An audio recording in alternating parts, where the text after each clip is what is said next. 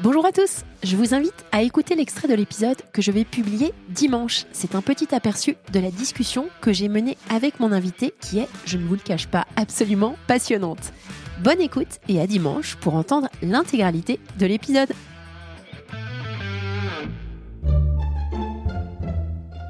Solène Niederkorn vous propose FinScale, un éclairage sur l'innovation dans le monde de la finance, de la banque et de l'assurance. La business intelligence au service d'un futur durable. Rachel Delacour, CEO et cofondatrice de Sweep. Plus on parlait, plus en fait ils étaient en train de me dire mais les sujets de carbone, d'émissions et d'impact climatique des entreprises, ce n'est rien d'autre qu'un problème de données et un problème de network. C'est un problème de données en interne. Je fais quoi de la fameuse matrice dans laquelle Rachel Delacour vit? Je mets quoi comme équivalent carbone sur chaque point? Et puis comment est-ce que je vais connecter toutes les parties prenantes qui font que mon business existe?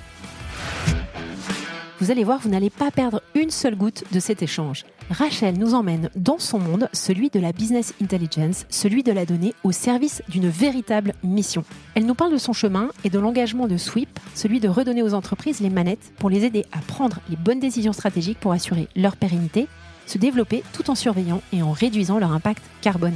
Le modèle de Sweep est révolutionnaire et les ambitions sont grandes, très grandes. En effet, chez Sweep, tout est énorme. Une équipe de choc pour mener le navire, un premier tour de financement de 100 millions de dollars, des clients parmi les plus grandes capitalisations boursières et tout cela dans une ambiance détendue et en toute humilité. Nous revenons sur les concepts de business intelligence, sur l'évolution de la fonction de CFO, sur l'utilité de Sweep et les fonctionnalités déployées pour les entreprises, mais aussi pour leurs investisseurs. Nous revenons également sur les fonds qui croient en la start-up et qui les soutiennent. C'est un épisode qui permet d'ouvrir les yeux, qui aurait pu honnêtement durer 2 heures de plus. C'est très inspirant. Bonne écoute à tous. Bonjour à tous, bonjour Rachel. Bonjour. Merci de m'accorder du temps Avec dans plaisir. ton agenda parisien. Et je tenais à remercier Daniel Barney pour son excellente contribution pour l'organisation aussi de cette rencontre. Alors, je voulais inviter les auditeurs, avant que tu te présentes, à se renseigner un petit peu sur toi, à découvrir ton parcours. Voilà, je voulais te rendre hommage. Je trouve que tu as un parcours assez extraordinaire. Alors, l'objectif, c'est pas forcément de rentrer dans le détail de ce parcours, mais j'aimerais quand même que tu reviennes sur un petit peu ton histoire professionnelle, avant qu'on parle de Sweep. Alors, est-ce que tu pourrais, Rachel, te présenter à notre audience, s'il te plaît? Oui, alors moi je suis Rachel Delacour, j'ai 44 ans, j'ai 2 enfants. Et je vis entre Osgore et Paris. Et j'ai en fait un cursus très financier à la base, plutôt contrôle de gestion, très corpo. J'ai été assez rapidement frustrée par les outils de business intelligence que j'utilisais dans mon quotidien de contrôleur de gestion. J'étais dans la grande distribution, que j'adorais, bizarrement. Pourquoi tu dis bizarrement? Parce que la grande distribution a toujours une assez mauvaise presse.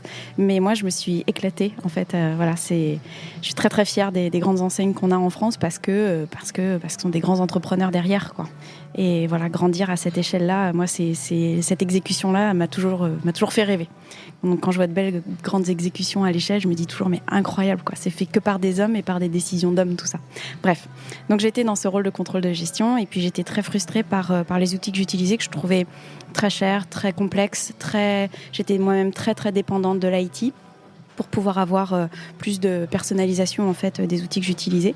Et puis en fait, c'est aussi une période où commençait à arriver le cloud computing, tous ces outils SaaS, Software as a Service, où on voyait des logiciels hyper légers sur abonnement mensuel qui pouvaient être consommés. Je voyais aussi que la business intelligence n'était pas portée sur le cloud. Et je me disais, mais c'est dingue en fait, parce que toutes les entreprises ont besoin de ce genre d'outils. Tu peux pas avoir un business juste et analyser tes données d'activité simplement via des outils Excel. Tu as besoin de propager l'information, tu as besoin d'avoir une lecture transparente, précise et régulière de tes données. Et donc tout ça, c'était très compliqué, très cher, assez inaccessible.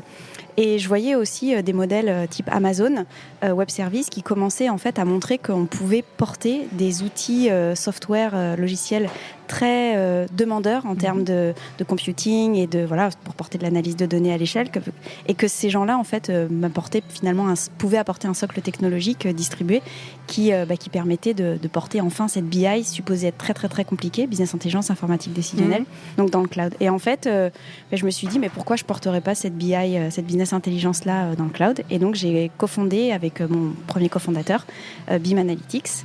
Voilà, on est reparti vraiment de zéro, retourné chez les parents à 2008. 2008-2009. On a créé la société en 2009. Donc et on a vraiment essuyé les premiers plâtres du cloud, de ce que c'était que de se lancer en SaaS. Et ce qui est très drôle, c'est que cette business intelligence distribuée qui du coup permettait, avec toute cette technologie qui me permettait vraiment de baisser les coûts d'accès à ce genre d'outils, qui permettait de démocratiser finalement l'analyse de données dans les mains de toutes les entreprises. PME, TPE, en fait ça c'était très drôle parce que le marché français nous a toujours énormément boudé. On me disait mais voilà, n'importe quoi, ça marchera jamais, la donnée dans le cloud, mademoiselle, on m'appelait encore mademoiselle à l'époque, n'importe quoi. Et en fait ce qui était très drôle, c'est que moi j'ai beaucoup utilisé LinkedIn, que je trouvais que c'était un outil de prospection incroyable. J'avais une fenêtre sur le monde entier, hyper qualifiée pour retrouver les profils de tout le monde. Et en fait, j'avais le même type de discours où je faisais des démos au même type de persona, en fait, mais plutôt côté États-Unis, où eux me disaient, mais incroyable, gardez-nous dans la boucle, on veut voir comment vous évoluez, c'est super, c'est ça le futur de l'analyse de données. En fait, on a complètement décollé dans les pays plutôt anglo-saxons, UK, USA, Australie, Nouvelle-Zélande.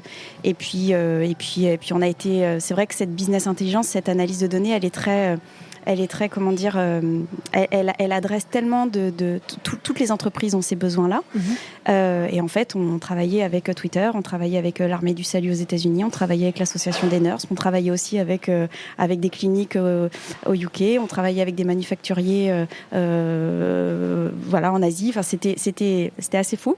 Et puis on s'est fait racheter donc par Zendesk, qui est une belle software compagnie californienne. Ça, c'était en 2015. Vous venez d'entendre un extrait de l'épisode que je vais publier dans quelques jours. Alors ne restez pas trop loin de votre plateforme de podcast pour pouvoir profiter de tout l'enregistrement.